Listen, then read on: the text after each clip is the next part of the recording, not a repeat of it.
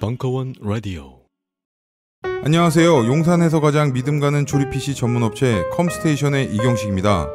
당장이라도 사용하고 있는 컴퓨터를 들어다 던지고 싶을 때, 그럴 때를 대비해 저희 컴스테이션이 용산 선인상가 21동 1층 130호에서 기다리고 있습니다. IT 강국에 걸맞게 믿을만한 조립 PC 컴스테이션이 신뢰를 바탕으로 그 기회를 제공해드리겠습니다. 궁금하신 점은 문의 주십시오. 011-892-5568번입니다. 우주 최강의 만족스러운 서비스를 제공해드리는 저희 컴스테이션이 늘 기다리고 있겠습니다. 딴지스에게 F1 같은 존재, 컴스테이션은 조용한 형제들과 함께합니다.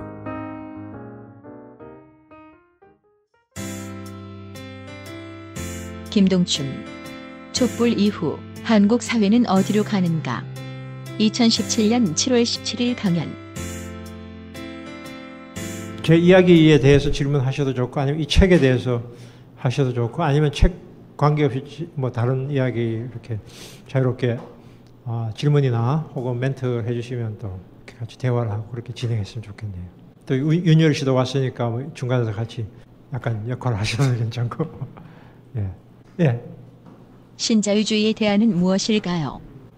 신자유주의에 대안이 아주 추상 수준, 높은 수준의 무슨 뭐 체제, 뭐 사회주의다, 복지국가다, 뭐 이런 여러 가지의 그런 수준까지는 제가 아직은 자신이 없고요. 저는 뭐 역사가 일종의 지그재그로 간다고 보고요.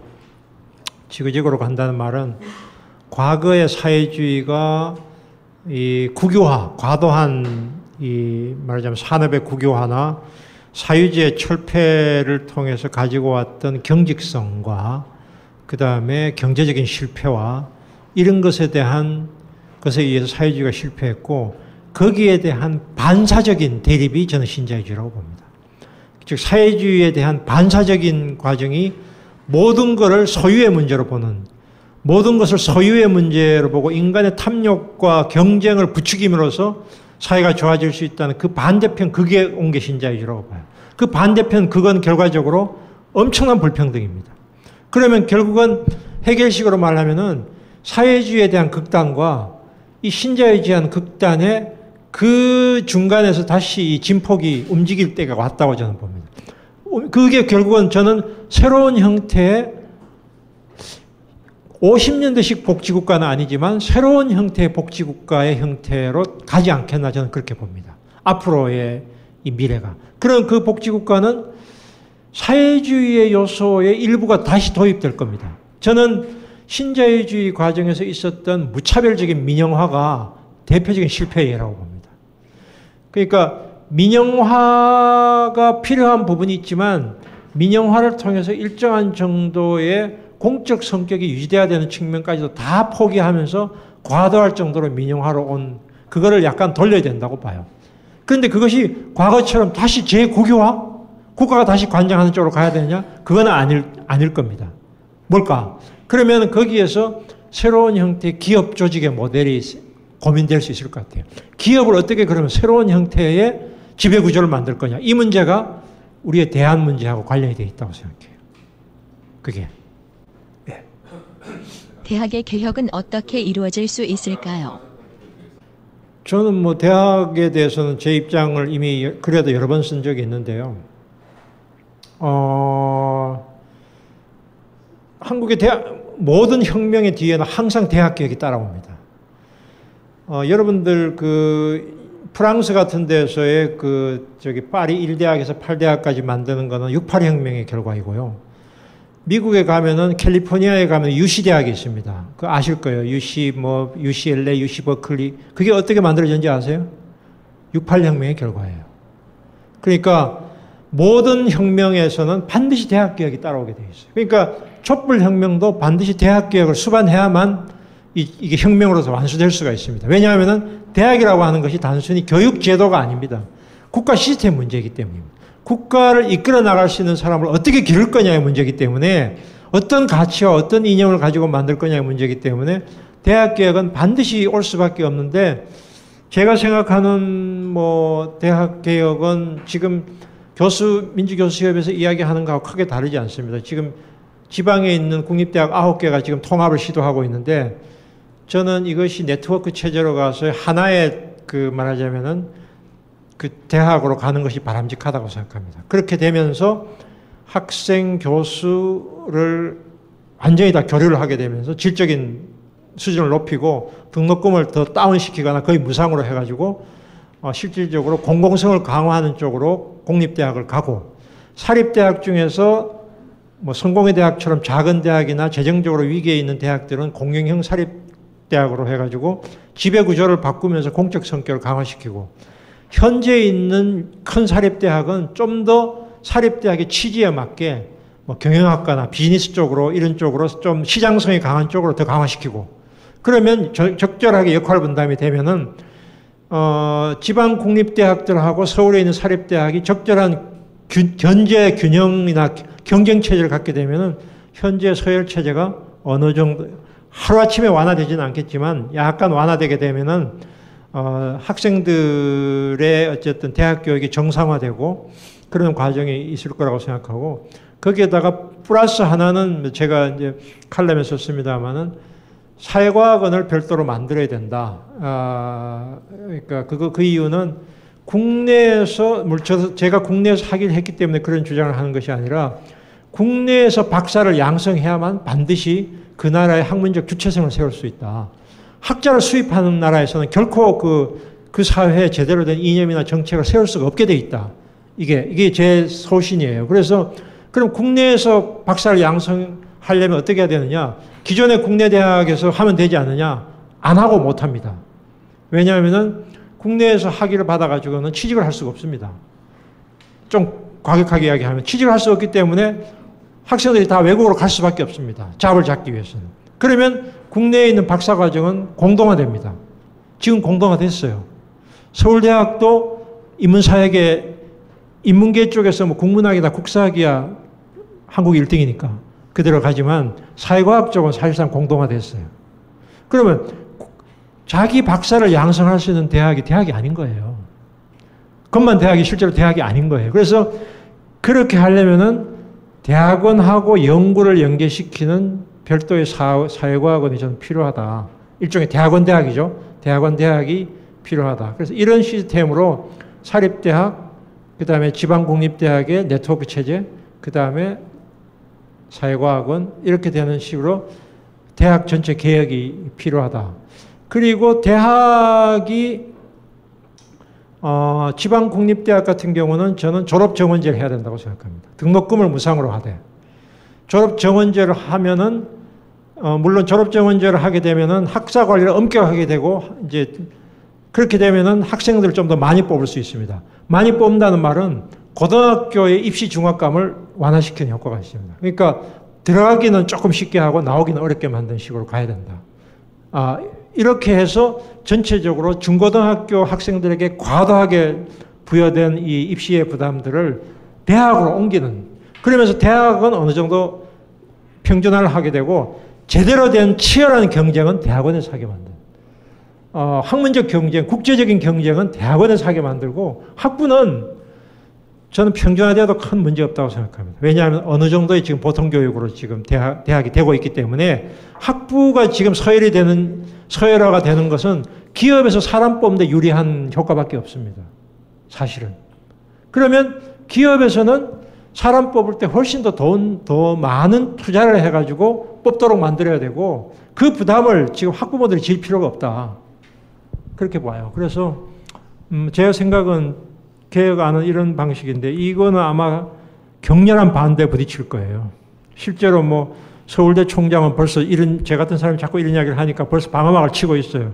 서울대는 뭐 그랑제꼴인데 뭐 우수한 학생들을 막 그런 식으로 억지로 평준화시키지 마라 하면서 계속 지금 방어막을 치고 있어요. 그렇습니다. 또 뭐 예. 정당 정치는 없앨 수 있나요? 그게 이제 두 가지 방법이 있는데요. 정당 정치를 완전히 없앨 수는 없지만 시민이 입법자가 되는, 교과서적으로 이야기하면은 시민이 입법자가 되는 방식, 즉 직접 민주주의인데 헌법에 내내 이제 3월달에 헌법적으로 이제 안을 올려가지고 헌법 개정을 하겠다고 하는데 시민의회 같은 경우로 헌법 내용에 만약에 집어넣을 수 있다면 국회의원들의 자기의 이해관계와 관련된 사안은 입법을 안 할 거 아닙니까? 예를 들면 뭐 선거법 같은 경우에 그럴 가능성이 높잖아요. 그런 경우는 시민의회라는 방식을 통해서 시민들이 예를 들면 50만 명이 서명하면 100만 명이 서명하면 가장 우선적으로 법률안을 심의하도록 만드는 그걸 제도화해가지고 시민이 입법자가 되는 방식이 있습니다. 모든 법안에 대해서 시민이 다 입법자가 될 수는 없겠죠. 그렇지만 50만, 100만 정도가 서명할 경우에는 국회에서 반드시 심의하도록 하는 방식을 통해서 시민 스스로가 입법자가 돼서 정당이 하는 독점적 역할을 시민사회에 쪼개는 방식이 있을 수 있습니다. 그게 첫 번째 방법이고, 두 번째 방법은 이건 뭐 제 친구이기도 한 이제 서울대 역사교육과 유영태 교수가 주장하는 것이기도 한데, 서구식 의회 제도가 도입되기 이전에 신의 혁명 직후에 중국에서 논의되었던 직업대표제입니다. 근데 당시에 직업대표제가 중국의 선각자들 사이에서 상당히 많이 논의가 되는데 그 이유는 지역대표, 지금 우리는 지역대표 중심이잖아요. 지역대표는 반드시 근권정치로 가게 돼 있다는 게 그 사람들의 중요 주장입니다. 어떤 지역정치도 반드시 근권정치로 가게 돼 있다. 유력자들이 당선될 수밖에 없다. 이걸 막을 수 있는 방법은 직업대표 중심으로 가는 것이 좋다. 이게 당시에 중국 사람들의 의견이었어요. 그러면 직업대표제로 갈 경우에는 우리가 지역대표가 아니라 사실상 여러분도 혹시 이런 거 생각해 본 적 없어요? 여러분들이 사는 동네에서 20억 아파트에 사는 사람하고 1억짜리 월세 사는 사람이 어떻게 이해관계가 같습니까? 같은 주민이. 아니잖아요, 사실은. 그렇다고 본다면 지역대표보다는 직업대표가 대표성이 훨씬 높은 게 맞아요. 어떤 사안에 대해서. 근데 사실 이것도 문제가 있죠. 왜냐하면 현재처럼 직업이 고정되지 않고 굉장히 유동적으로 많이 바뀌고 평생 직업이라는 것이 사라지는 상태에서 직업의 어쨌든 귀속성을 과연 대표성을 부여할 수 있느냐는 반론이 있을 수 있어요. 그렇지만 이 사람들이 문제 제기를 한번 곰씹어 볼 필요는 있어요. 지역대표제가 반드시 근권정치로 갈 수밖에 없고 이거는 결국 엘리트 정치로 갈 수밖에 없고 엘리트 정당으로 갈 수밖에 없다면 지역대표를 보완할 수 있는 방법이 뭐가 있을까? 그게 이제 나온 게 이제 비례대표이긴 한데요. 지역대표의 포션을 최대한 줄일 수 있고 그리고 지역에서 가능한 엘리트 정치, 즉 근권 정치가 되지 않도록 할 수 있는 제도적 장치를 마련한다면 어느 정도의 보완은 가능하지 않느냐 그런 생각이 들어요. 그래서 정당이라는 명칭은 유지될 수 있으되 정당이 가지고 있는 독점권, 그 독점권을 시민사회에서 쪼개는 방법, 그 방법. 그리고 뭐 지금 많이 나오듯이 이제 소환권 같은 경우를 도입해가지고 국회의원들 중에서 필요할 때 언제나 소환할 수 있도록 주민들이 이렇게 한다면 훨씬 더 대표성은 높아질 수가 있겠죠. 결국 이 대표성의 위기는 한국뿐만 아니라 전 세계적인 위기예요. 미국도 그렇고 유럽도 모든 나라가 지금 대표성의 위기에 지금 놓여 있거든요. 정당 정치가 지금 대위기에 지금 처해 있는 거 맞아요. 그러니까 정당 이후에 그러면 어떻게 할 거냐? 직접민주주의? 뭐 하여튼 그 대표의 부분을 어떻게 해결할 것인가가 지금의 시대에 하여튼 가장 큰 숙제거리인 건 맞아요. 그렇습니다. 윤여일 씨 등장했습니다. 이 책을 지금 기획자로서 여기서 발언하게 되었는데요. 기획자로서 발언한다라고 하는 이런 표현을 저는 처음 써봅니다. 그러니까 어떤 책에 대해서 기획을 해서 그 지금 필자분 옆에서 이런 식으로 그 옆에 놓여 있는 경험이 저한테는 처음인데요. 저한테는 전에 일본에서 지냈었을 때, 그러니까 이 책은 하나의 이제 선집일 텐데요. 일본에서 나오는 선집 혹은 전집의 문화에 대해서 어떤 종류의 동경 같은 걸 가지고 있었어요. 생각을 했더니 일본에서 그렇게 선집 혹은 전집이 나오려면 세 가지가 필요하다는 생각이 들었습니다. 하나는 그 글을 쓰는 사람인데요. 그 사람이 만약에 아까 선생님께서는 논문만을 계속 쓰고 싶다라고 혹은 이론을 구성하고 싶다라고 하지만 결국 그러지 못했다. 이런 식으로 30년에 걸친 이런 식의 평론을 썼다라고 뭔가 약간 후회의 심정을 담으셔서 말씀하셨는데요. 근데 이렇듯 뭔가 정형화되어 있는 논문이라든가 아니면 이론적으로 나와 있는 이미 책을 그 사람이 만든 경우라면 선집을 만들 필요가 별로 없을 것 같습니다. 그러니까 그 사람이 어떤 시대 상황 속에서 이곳저곳에 흩뿌려 놓은 글이 많을 때 그것이 어떤 시점이 그 시간이 좀 지나서 그 사람의 고민을 유산하기 위해서 선집이 만들어질 필요가 있는 것 같고요. 그리고 또 하나는 그 사람이 그런 식으로 지금 많이 이렇게 정형화되어 있는 이런 등재지, 한국의 등재지 이런 것만이 아니라 그런 식의 편집 평론을 이렇게 꺼낼 수 있는 매체, 즉 잡지 같은 것들이 굉장히 중요한 것 같습니다. 그리고 누군가 그런 식의 윗세대에 있는 여러 고민들을 정신적 유산으로 삼으려고 하는 그 다음 세대, 그러니까 뭐 편집자라든가 아니면 기획자라든가 후학까지를 포함해서 그 세 가지 요소가 있어야지 선집 내지 전집 같은 것들이 좀 만들어진다고 생각을 하는데요. 그렇게 봤을 때 한국은 이 지적 풍토가 선집이나 전집이 너무 안 만들어지는 것 같습니다. 달리 얘기하면 그런 식으로 여러 시대 상황 속에서 부대끼면서, 그러니까 흔들리면서, 시대가 흔들리니까 본인 역시도 흔들리면서 이런 식으로 글을 흩뿌리는 지식인을 만나기도 점점 어려워지고 그런 매체 공간도 사라지고 있고, 그리고 뭔가 이 시대에서 먼저 숨을 쉬었던 어떤 사람의 목소리, 그 사람의 고민이라고 하는 것을 정신적 유산으로 계승해야 된다라고 하는 강한 문제의식을 갖고 있는 그런 후학 집단이라든가 아니면 그런 종류의 것들을 만드시는 이제 기획하시는 분들, 이런 층들도 점점 열버지고 있다라고 생각을 했습니다. 그리고 그런 가운데서 누군가의 책의 기획자가 되고 싶다라고 하는 생각을 했고, 그 첫 경험을 지금 저는 선생님의 책을 통해서 이렇게 한 셈인데요. 선생님께서 그 표현을 하신 것, 이 책이 선생님께서 30년 동안 써오신 시평적인 글들을 모아놓은 것이잖아요. 근데 아까 논문을 쓰고 싶었다, 근데 그러질 못했다, 세계적인 학자가 되지 못했다 라고 말씀하시는데, 저는 오히려 선생님께서 그렇게 30년 동안 이런 작업을 해오셨기 때문에 이렇게 그 선생님의 어떤 작업들을 기획자로서 뭔가 어떤 형상화를 시키는 기회를 얻었습니다. 해보면서 이런 느낌을 받았는데요. 지금 여기 빛이 있어요. 가령 저 빛이라고 하는 것은 서구 근대 계몽의 어떤 빛이라고 한다면 선생님께서 말씀하셨던 식민지적인 상황에 있는 어떤 지적 주체가 저 빛을 향해서 저리로 가야 한다라고 한 걸음 한 걸음 발을 옮기지만 저 빛이 나를 비추게 되고, 그럼 내 뒤로는 그림자가 생기게 되잖아요. 나라고 하는 존재 때문에 저 빛은 내 그림자를 바로 비추지 못합니다. 그게 아마 선생님께서 계속 부대끼시는 한국의 역사 혹은 지금 사회적 조건인 것 같아요. 지금 한국의 사회적 조건, 어떤 역사 경험이라고 하는 것을 저기 바깥에 있는 개념이나 이론으로는 바로 비출 수 없다라고 할 때 아마 저 빛을 향해서 가려고 하면서도 자꾸 뒤를 돌아보게 될 테고, 그러면 그 사람은 똑바로 걷지 못하고 갈짓자로 이런 식으로 흔들리게 되겠죠. 아마 그 흔적이 지금 제가 얘기했던 평론이라고 하는 글의 형식으로 선생님께서 30년 동안의 그 행보를 이런 책의 형식으로 담았다라고 생각을 해요.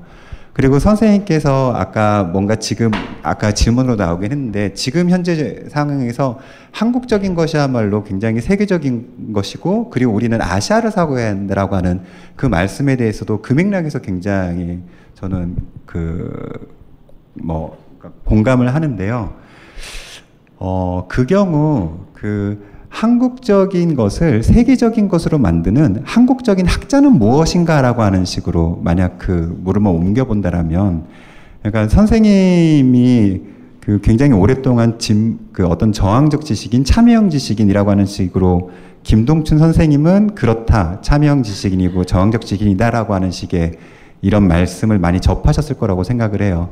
근데 또한 동시에 김동춘 선생님을 떠올렸을 때 뭔가 어떤 종류의 지식인상, 한 가지 지식인 유형 같은 것들이 저한테는 실감으로 있거든요. 그게 방금 얘기했던 참여형 지식인, 저항적 지식인이라고 하는 꼭 그런 특정한 레트레가 아니라 하더라도, 그러니까 뭔가 한국적인 상황에서 그것이 아시아의 인들이랑 공유할 수 있거나 세계에 있는 사람들이랑 공유할 수 있는 무언가가 되기 위해서는 어떤 종류의 지적인 인격 내지 그런 것들이 필요하다고 생각을 하는데, 그 생각을 하게 되는 거는 김동춘 선생님의 전쟁가사이라고 하는 돌백에서 나온 책이 일본어로 번역이 되어 있었고, 그리고 일본에서 그 책을 읽은 일본인 독자들이랑 대화를 한 적이 있었어요. 그 책을 굉장히 잘 읽었고 잘 읽었다라고 하는 것은 그 책을 통해서 한국을 이해했을 뿐만이 아니라 자신을 이해했다 혹은 일본 사회를 어떤 특정한 각도를 통해서 이해할 수 있었다라고 하는 게 그 사람의 중요한 독해 감상이었어요. 즉 선생님의 한국에 대한 엄청난 천착 속에서 그것이 그냥 한국의 무엇 정보로서 그치는 것이 아니라 일본에 있는 그 사람한테 일본의 무언가로 옮겨지게 되는 어떤 힘이 만약에 그 책에 있었다라고 한다면 그거는 뭔가 이론하고도 다른, 오히려 저는 그게 강하게 지금 필요한, 오히려 지금 시기이기 때문에 필요한 어떤 종류의 평론이 아닌가라고 하는 식으로 생각을 하거든요. 만약 그렇다고 한다면 한국적인 상황에 대해서 선생님이 글을 쓰시고 이것을 어떤 한국적인 지적 유산으로 만든다라고 할 때 그 적이라고 하는 말이 보통 우리가 적이라고 한다면 소유격으로 많이 생각을 하잖아요. 뭐뭐의라고 하는 말로. 근데 적이라고 하는 말은 사실 형용사형으로도 옮겨질 수가 있거든요. 그러니까 한국스러운이라고 할까요? 한국다운이라고 할까요?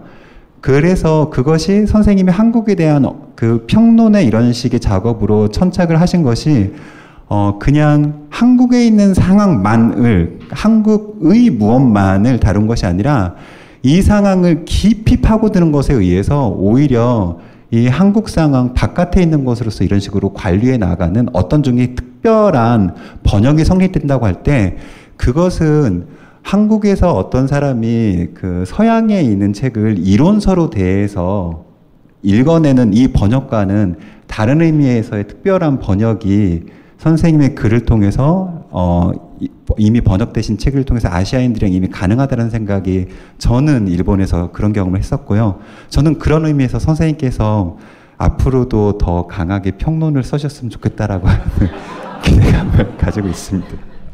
네, 이상이 기획자로서의 변이었고요. 그 사이에 더 많은 얘기가 앞으로 있었으면 좋겠습니다. 예, 뭐 또 궁금한 거 있으면 이야기를. 예. 공부를 계속 하고 싶은데 현실에 부딪혀서 고민이 됩니다. 항상 고민이죠. 그러니까 이게 공부를 하려면 여유가 있어야 되거든요. 사실은. 예. 그 공부를 하려면 여유가 있어야 되고 당장에 먹고 사는 문제가 급박하면 공부를 할 수가 없죠. 그 참 딜레마인데요. 그런 조건을 무릅쓰고 공부를 하려면 많은 사람들 희생시켜야 되거든요. 또. 옆에 같이 사는 가족이나 이런 사람들 희생시켜야 돼요. 그 희생이 너무 크면은 공부가 또 포기가 돼요. 그러니까 결국은 적절한 타협을 할 수밖에 없는 것인데, 그렇지만 공부를 해야 된다는 열망이 너무나 강하면은 주변에 약간의 희생이 오더라도 갈 수밖에 없죠. 제 이야기가 너무 뻔한 이야기 같은데, 그러니까 그걸 해서 뭘 할 것인가에 대한 목표가 중요한 거 아닐까요? 그러니까 일종의 글을 쓰고 자기가 글쓰기를 하고 내 성과를 다른 사람들이 봤을 때 그것이 뭔가를 좀 의미 있게 변화를 가져올 수 있다라고 하는 확신, 그 기대, 그 열망이 있다면 다른 약간의 어려움들은 극복이 되는 것이고, 그렇지 않고 지금 당장에 어쨌든 필요가 너무 급박하면은 결국은 유보를 하거나 포기를 할 수밖에 없죠.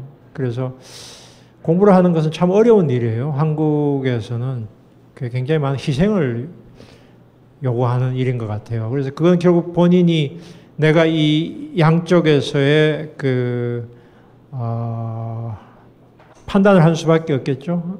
그런데 지금은 저는 개인적으로 참 안타깝게 생각하는, 제가 뭐 연구자 입장에서 안타깝게 생각하는 것은 굉장히 많은 공부를 했으면 참 잘하고 또 좋은 역할을 할 것 같다는 사람들이, 많은 사람들이 포기하는 걸 제가 봤습니다. 포기하는 거는 우선 당장의 여러 가지 어려움, 그리고 또 공부를 해서 그 다음에 그 일자리의 보장이 너무 희박하니까 그런 것이 참 안타깝고, 그 사회적인 좀 인프라나 서포팅이 많이 돼야 되지 않나 이런 생각을 해요. 예. 마을 활동가로 일하면서 보니 세대 격차가 심각합니다. 이유는 경제인데요. 자본주의를 떼놓고 민주주의를 고민하는 것은 어려울 것 같습니다. 심각하죠. 뭐 지금 말씀하신 분뿐만 아니라 저도 집에 20대 아들, 딸을 두고 있는 사람 부모의 입장에서도 심각합니다. 그러니까 기성세대들이 자기는 아파트값 올라간다고 좋아할지 모르지만 자기 자식들은 집도 못 구한다는 사실을 잊어버리고 있죠. 대체로. 예, 그 현실이고 한국의 지금 젊은 세대는 너무 힘든 건 틀림없어요. 저는 세계적으로 보더라도 지금 한국의 젊은이들처럼 힘든 사람들이 있을까 싶은 생각이 들어요. 고등학교 때부터 그렇게 해서 자라고 해서. 그래서 이거를 그럼 너희 문제니까 너희들이 알아서 해라고 하기에는 참 너무 이 사람들이 딛고 올라설 수 있는 지렛대가 약하죠. 굉장히 약하고. 그래서 저는 이제 청년들을 위한 각종 여러 가지 사업들도 이제 많이 대체로는 일회성 사업들이 굉장히 많고, 그래서 앞으로 이 청년들을 위한 것이 아니라 이 사람들이 스스로 뭔가를 자력화할 수 있는 기반을 어떻게 마련할 수 있을까, 이런 것이 참 중요한데, 저는 물론 제도적이고 법적으로 정책적으로 다 중요한 것은 맞지만 약간 가시적으로 기성세대들이 뭔가의 좀 그 사회적 타협이라는 게 노동자와 자본가만의 타협뿐만 아니라 세대 간의 타협도 필요한데, 세대 간의 타협에서 이른바 386 세대 혹은 이렇게 87년 세대들이 6월 항쟁 30년을 맞이해서 뭔가에 하여튼 이런 좀 가시적인 조치를 취했으면 좋겠어요. 저는 제가 생각하는 가시적인 조치는 사실은 저도 고민을 많이 제가 학교 다닐 때 같이 학생운동 하던 후배들하고 이렇게 만나서 그런 제안을 한 적이 있는데, 대부분은 다 지금 기성세대가 된 사람들은 다 먹고 살고 어느 정도 잘 사는 사람도 있고 대충은 먹고 살아요. 근데 이미 그 사람들 우리 사회에 철저한 기성세대 한 사람이 되었고, 과거의 학생운동의 기억이나 그거는 거의 다 잊혀진 그냥 친구로만 존재해요. 그래서 스스로 내놓지 않고서 청년들 보고 뭘 해라고 이야기하는 것은 참 좀 말이 안 된다고 생각이 들어요. 그래서 제가 이제 그런 비슷한 제안을 한번 한 적이 있었는데, 그 일종의 이제 아까 제가 이야기했던 사회적 상속하고 비슷한 것인데, 경조사, 그러니까 특히 이제 그 결혼식 같은 거 할 때 아예 10% 정도를 전부 다 기금을 내놓게 하는 방식은 어떨까?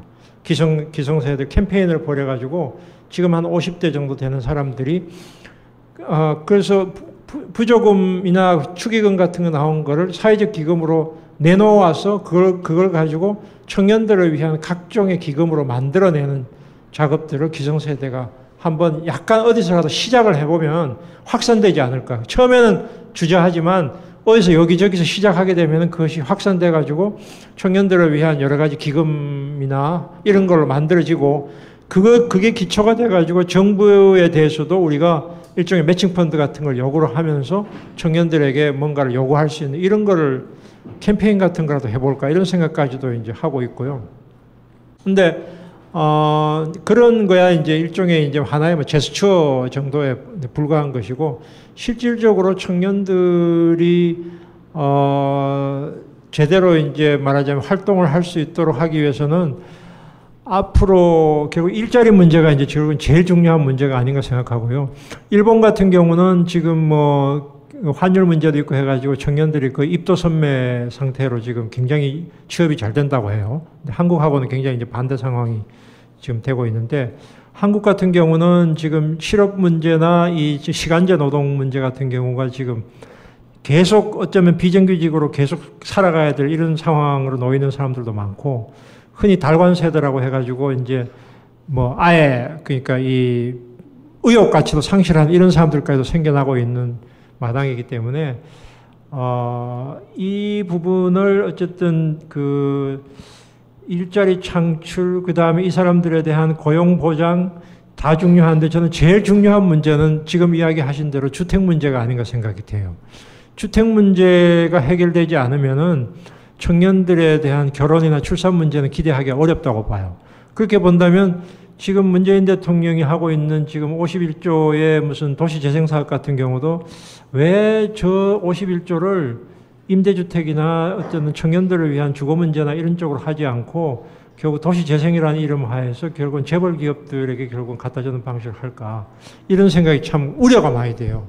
오히려 그 51조 사업을 좀 방향을 틀어가지고 청년들의 주거 문제를 해결하기 위한 기숙사에 며칠 전에 이제 경희대 같은 경우에서도 그런 문제가 생겼습니다만은 대학에서 학생들을 위해서 장사하기 위해서 기숙사를 짓는다는 어처구니 없는 일입니다. 그러니까 기본적으로 학생들의 주거 문제 같은 경우는 사립대학이라고 하더라도 굉장히 낮은 가격으로 하숙비나 자취하는 것보다 훨씬 싼 가격으로 할 수 있도록 대학이 만들어줘야 되고 대학이 만약 그걸 안 한다면 정부에서 보조를 해서라도 청년 주거 문제 같은 경우는 우선 기숙사 문제가 제일 급선무고 그 다음에는 그 학교를 졸업하는 학생들을 위한 임대주택, 저리의 임대주택을 대거 만들어가지고 우선 주거 문제를 안정화시키는 것이 일자리 이전에 저는 가장 중요한 일이라고 생각해요. 그래서 지금 뭐 그 민달팽이 뭐 운동 그 하는 친구들도 있지만 청년들이 만약에 액션을 취해야 된다면 저는 주거 문제를 가지고 이 기성세대하고 청년들이 같이 액션을 취해야 된다고 생각해요. 홍콩 같은 경우에도 뭐 여러 가지 비판은 있지만 그 우산 시위를 했던 몇 년 전에 우산 시위를 했던 청년들이 조직화가 돼가지고 일부 정치 참여도 하고 있잖아요. 그 문제도 결국은 주거 문제였거든요. 결국은 주거 문제가 지금 청년들에게 가장 중요한 문제이기 때문에 주거 문제를 중심으로 해서 청년 의제를 좀 사회적인 이슈화하고 거기에 청년들이 결합되고 기성세대나 전문가들이 결합되고 해서 지금 정부가 추진하고 있는 이런 도시재생사업 같은 문제를 주거 문제를 좀 돌리고 이렇게 하면 우선 숨통은 당장 일자리야 경제가 좋아지지 않으면 생기지 않으니까 주거 문제라도 어느 정도 해결될 수 있다면 뭐 어느 정도는 좀 가능해지지 않을까. 그리고 예술하는 청년들 같은 경우를 위해서 그 도시재생 사업 중에서 예를 들면은 서울에 이제 옛날 산업단지가 있던 구로 금천 지역이라든지 지금 을지로 지역 같은 경우를 예술을 하는 청년들을 위해서 아주 낮은 가격으로 거기서 와서 일하게 하고 이렇게 만들면은 청년들이 수입은 비록 적어도 버틸 수는 있을 조건은 마련되지 않을까 이런 생각이 들어요. 그래서 어쨌든 사회적인 노력이 필요한데 청년들 자신도 결국은 뭔가를 조직화되고 액션을 취해야 되는 양쪽의 문제가 다 있는 것 같아요. 이게 움직이고 떠들어야만 또 기성세대가 반응하는 것도 있거든요. 근데 이제 그러려면은 아까 제가 이제 10대하고 20대 구분을 했습니다만 10대들이 아니라 20대들도 지금은 다 개인적으로 각자 도생으로 지금 결국은 버티고 있지만 최근에 이제 최저임금 문제를 계기로 해가지고 알바 문제 같은 경우도 조금 더 사회적으로 이슈화를 시킬 필요가 있고 지금 시간제 노동의 비중이 점점 커지고 있고요. 특히 여성들 같은 경우는 시간제 노동 비중이 굉장히 커지고 있거든요. 시간제 노동의 어쨌든 노동권 보호 문제 같은 경우도 적극적으로 제기를 해야 될 필요가 있어요. 그렇게 해서 적어도 그게 바람직하지는 않지만 일본 정도 같이 시간제 노동을 해도 어느 정도 먹고 살 수 있을 정도의 일주일에 40시간까지 안 해도 한 20시간만 일해도 버틸 수 있는 정도로 보장이 되도록 되면은 최악의 상태는 면할 수가 있지 않나 이런 생각이 들어요. 예. 고등학교의 개혁은 어떻게 이룰 수 있을까요? 그리고 성공회대에 대한 정보를 주시면 감사하겠습니다. 지금 질문한 사람은 고등학생이에요? 학교 홍보까지 해야 되겠네 이제. 예, 하여튼 반갑습니다. 예, 하여튼 그 학생이 이렇게 이런 자리까지 와서 정말 칭찬해주고 싶네요. 혹시 학교에 가서 선생님께 야단 맞지는 않죠? 고등학교 참 답이 없죠. 참 답이 없는데. 이게 수능이 되든 수시가 되든 어느 쪽으로 가든 수능 중심으로 가든 수시로 가든 학종으로 가든 현재의 우리 교육제도 하에서는 부자들이 스카이대학에 가게 돼 있어요. 예. 이거는 교육제도를 어떻게 바꿔도 이거는 방법이 현재는 없고요. 그래서 사실은 그러니까 고등학교, 중고등학교의 학교의 교과 과정인 학교는 대학 입시의 식민지고 대학 입시는 우리 사회에서의 노동시장이나 권력 분배 구조의 지배를 받고 있죠. 그렇기 때문에 고등학교에서의 교육을 통해서 획기적으로 바꿀 수 있는 가능성은 매우 제한적인 건 사실입니다. 그러나 불가능한 건 아니에요. 불가능한 건 아닌데, 그래서 어쨌든 대학의 서열화가 완화되지 않는 한은 고등학교가 변화될 가능성은 매우 제한적인 건 사실이에요. 그렇다고 해서 학교 교육이 정상화되는 것이 현 제도하에서 불가능하다라고 말하는 건 아니에요. 그렇지만 굉장히 제한적이다. 그 내부에서 할 수 있는 방법이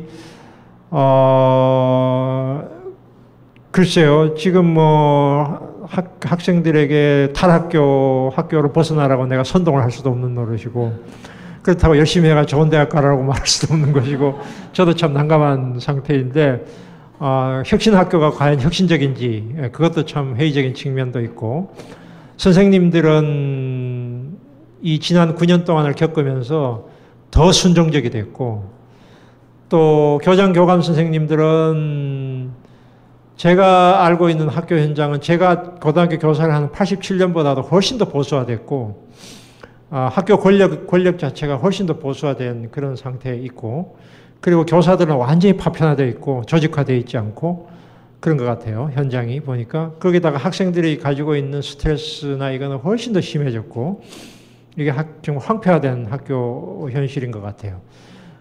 저는 그래서 입시제도 문제가 아니라 이제 대학의 어쨌든 변화가 가장 중요하다고 보지만, 고등학교 안에서 할 수 있는 일이 선생님들이 굉장히 많은 시도를 하고, 정교조뿐만 아니라 정교조 바깥에 있는 교사들 모임에서 많은 참신한 시도들을 하고 있는 것 같고, 학생들의 입장에서는 학교를 완전히 떠날 수는 없는 현실에서 받아들이되, 그 현실에서 완전히 주눅이 들고 자기를 망가뜨리기보다는 약간의 탈출구를 하나씩 마련해 놓는 필요가 있지 않나 생각이 들어요. 그게 이제 제가 2월 말에 부산의 인디고 서원에 강의를 갔을 때 이렇게 받은 느낌이었는데, 그때 중고등학생들이 한 150명이 와서 이제 제가 강의를 했었는데, 굉장히 많은 감동을 받았어요. 왜냐하면은 고등학생들이 이렇게 똑똑한가? 이런 생각이 들었어요. 그러니까 우리나라 교육이 제대로가 되면 고등학생들도 이렇게 똑똑해질 수 있구나, 그런 느낌을 받았어요. 그리고 그 학생들이 그렇다고 해서 다 학교에서 벗어난 학생들은 아니고, 학교에 다니면서도 계속 책도 읽고 자기들끼리 새로운 거를 고민을 하는 그런 아이들이 많이 있더라고요.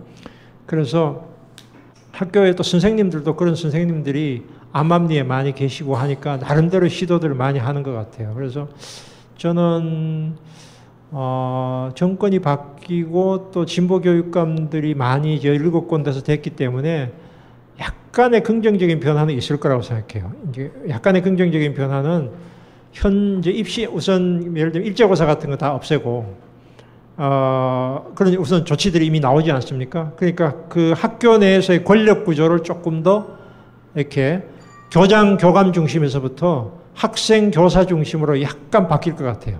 그래서 근본적으로는 못 바꾸지만 학교 내에서의 학생들의 목소리의 입지는 조금 더 넓어질 것 같다. 그리고 학교 시민, 민주 시민 교육이 좀 더 활성화될 것입니다. 좀 더 활성화되면은 선생님들하고 학생이 교과 외에 만날 수 있는 공간들이 좀 열릴 것 같아요.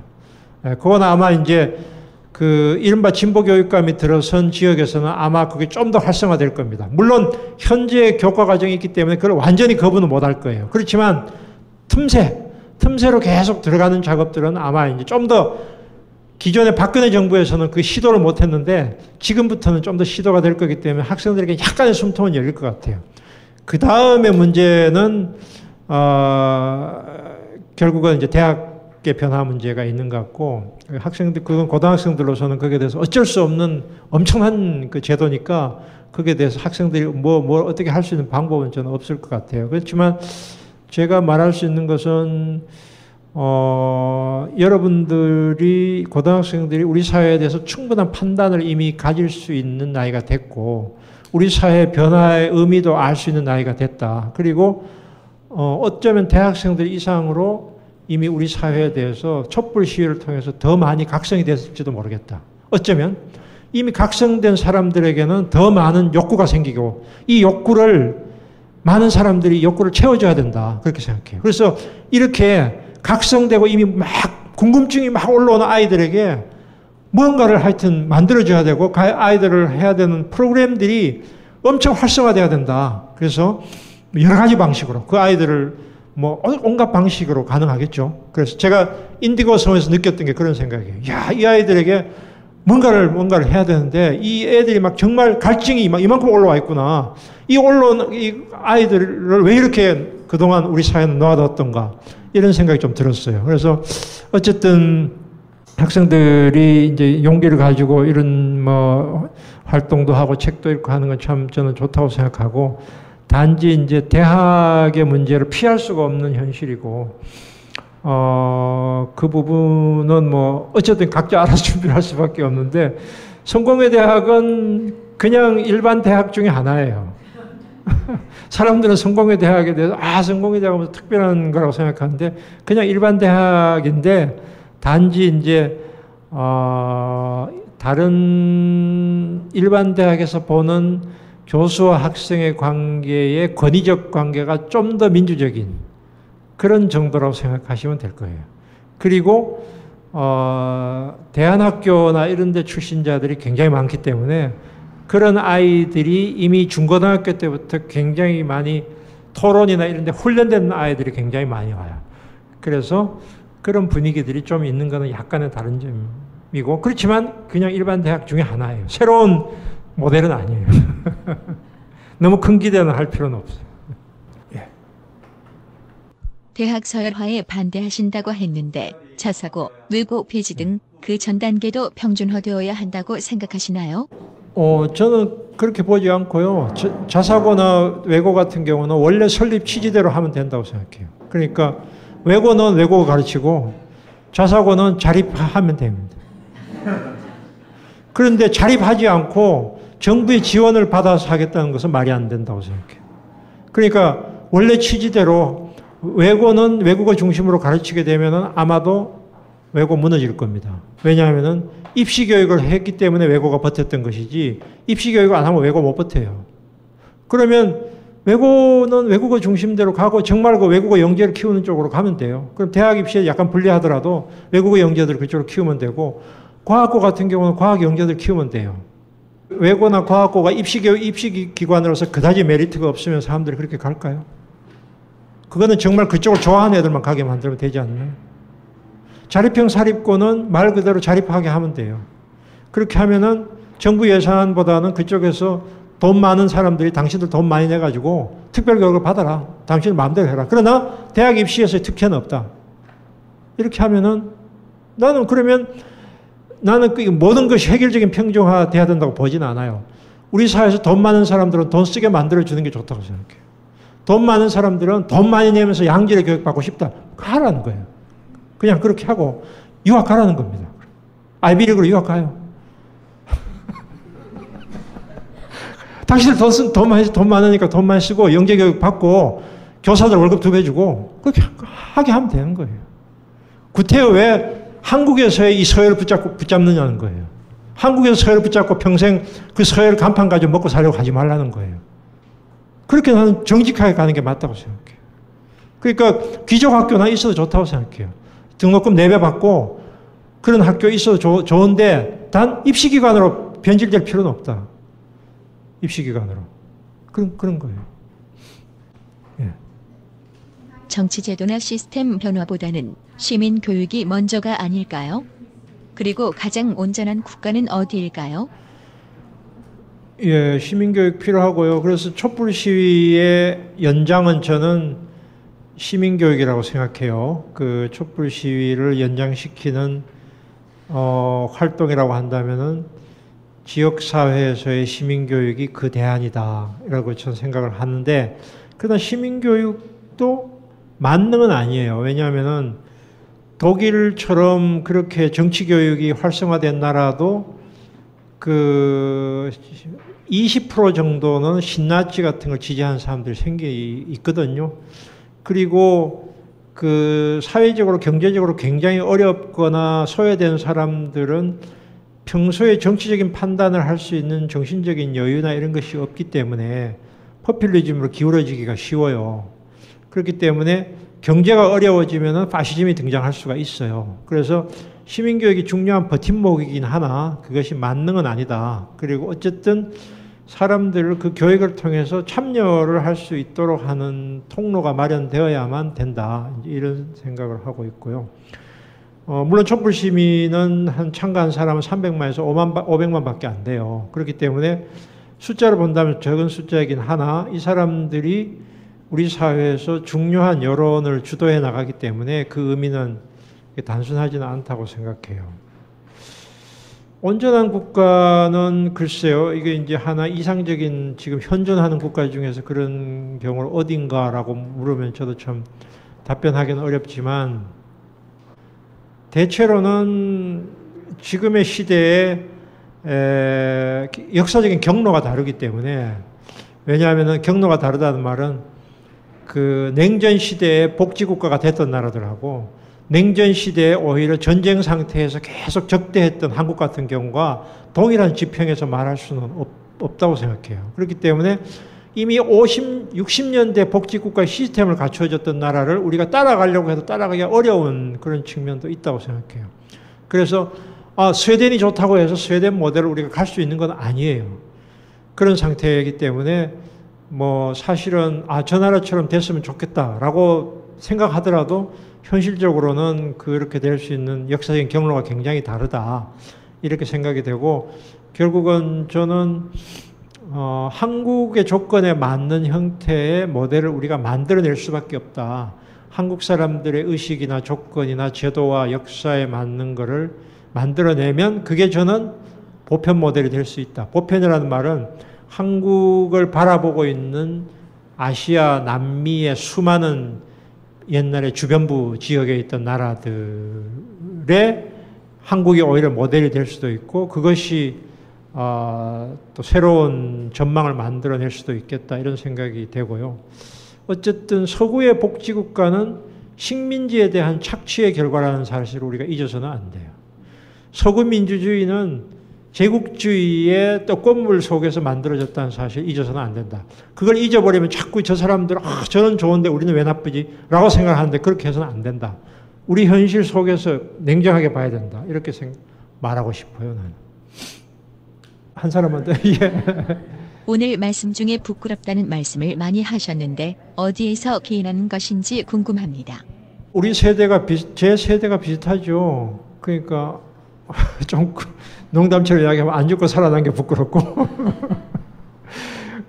광주 5.18 때 안 죽고 살아난 게 부끄럽고 그 다음에 그 아주 열심히 사회운동의 전면에 뛰어들지 않은 게 두 번째로 부끄러운 것이고 세 번째로 부끄러운 것은 좀 더 치열하게 이 현실에 대면해야 되는데 그러지 못하는 것이 부끄럽고 그러니까 다 부끄럽죠. 그래서 대개 80년 5.18을 겪었던 사람들이 가지고 있는 공통의 부끄러움은 살아난 것에 대한 부끄러움이고 그리고 어떤 사회운동에 뛰어들어야 되는데 그 전면적으로 뛰어들지 못한 뭐 공부를 하고 글 쓰는 것은 힘든 일이긴 하지만 사실은 책상 앞에 앉아서 글 쓰는 것보다는 밖에 나가서 돌 던지는 게 더 힘든 일이죠. 밖에 나가서 돌 던질 때 앉아서 글 썼다는 것에 대한 부끄러움이죠. 그런 정도의 생각들은 가지고 있죠. 물론 지금은 그런 생각을 그렇게 많이 가지고 있지는 않지만 옛날에는 그런 생각을 많이 가지고 있었죠. 그렇습니다. 제가 사회자가 되어야 될 시간일 것 같은데요. 그러니까 시간이 정말 지금 얼마 안 남아서 이제 아까 넘겼다라고 말씀을 주셨어요. 선생님 옆자리에 앉으면서 한 시간 정도 동안 얘기를 들으면서 마치 구루처럼 이런저런 질문들에 대해서 바로 즉석에서 이렇게 답을 주시는 모습을 봤는데 근데 너무 이렇게 여러 가지 말씀을 해주셔서 오히려 사고법을 좀 기억하고 싶다라고 하는 생각이 들었거든요. 그러니까 어떤 문제를 꺼냈을 때 선생님 거기에 대해서 답하시는 듯 하지만 어떤 의미에서는 그 문제가 담고 있는 여러 가지 문제들을 최대한 섬세하게 이렇게 추출해서 그걸 문제계로 만들어서 아마 돌려주신 것 같고 그거는 제가 선생님 글을 차분하게 정독했을 때 느낀 내용과도 같은 것 같아요.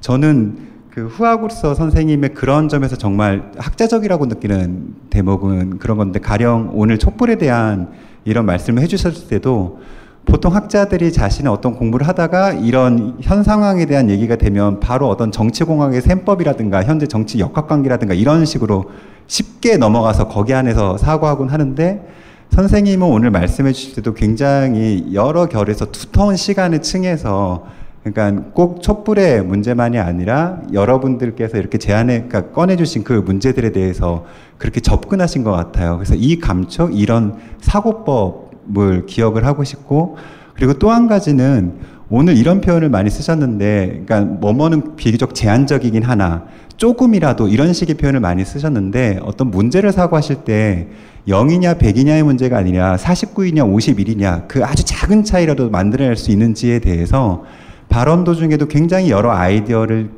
꺼내셨고, 그리고 실제 학자로서 지내시면서도 여러 가지 사회 활동을 그런 점에서 선생님은 계속 참가를 하셨고, 그런 부분에서 제가 느끼는 것은 어떤 종류의 세대 감각인데요. 그러니까 선생님께서 어떤 시대적인 문제에 대해서 답에 이르지를 못할지언정 그 물음을 최대한 숙성시켜서, 그리고 거기에 멀찌감치서 그거를 진단하는 것이 아니라 최대한 개입해서 그 문제를 풍부한 것으로 만들어서, 그러니까 저 같은 후학 여러분들, 저를 포함해서 독자들한테 그걸 건네시는 것이 아닌가라고 하는 것을 먼저 평론을 읽고, 그리고 오늘 이 자리에서 선생님의 발언을 2시간 동안 들으면서도 옆에서 느낄 수가 있었습니다. 그래서 그런 의미에서 오늘 이 자리는 끝이지만 선생님이랑 다시 재회할 수 있는 기회는 이 책을 통해서 있으니 여러분들께서 꼭 읽어봐 주셨으면 좋겠고요.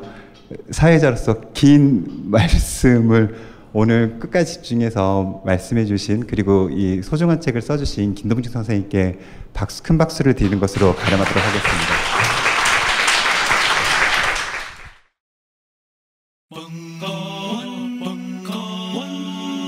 벙커원 라디오.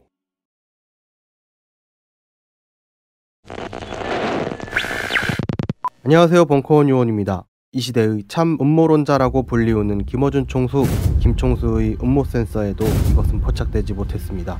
바로 벙커원의 식재료 대란입니다. 탄핵 국면에서 벙커원의 닭튀김, 끝났다기 불티나게 팔리기 시작한 지 며칠 안 지나 AI가 다시 창궐한 바 있습니다. 약 3개월 전에는 벙커원이 점심 식사 메뉴로 수제버거를 런칭했는데, 불과 며칠 사이로 맥도날드의 덜 익은 패티 사건, 즉 햄버거병이 터집니다. 그리고 이번에는 새로운 파스타, 까르보나라를 출시할 예정이었는데 새 메뉴판을 만들자마자 살충제 계란 파동이 터집니다. 저희 요원들은 주방 보안에 더욱더 신경을 쓰고 있지만 아직 적폐무리들은 이런 치사한 수법을 쓰며 여러분에게 피가 되고 살이 되는 영양분 공급을 방해하고 있습니다. 그러나 여러분, 먹지 않는 위장은 악의 편입니다. 벙커원은 이런 온갖 악재 속에서도 좌시하지 않고 더욱더 신선하고 안전한 재료로 여러분의 위장을 채워드리도록 할 것입니다. 특히 까르보나라의 경우 딴지 기자들이 검증을 마친 물 좋고 산 좋은 곳에서 풀어놓고 키워 사람보다 좋은 팔자의 닭들이 낳은 달걀만을 사용하여 다음 주부터 게시할 예정입니다. 벙커원에 오실 일이 있다면 꼭 한번 드셔보시기를 권합니다. 이제 여러분의 위장, 소장, 대장까지 보호해드리는 안전한 벙커원에 오시기 좋은 시절입니다. 감사합니다.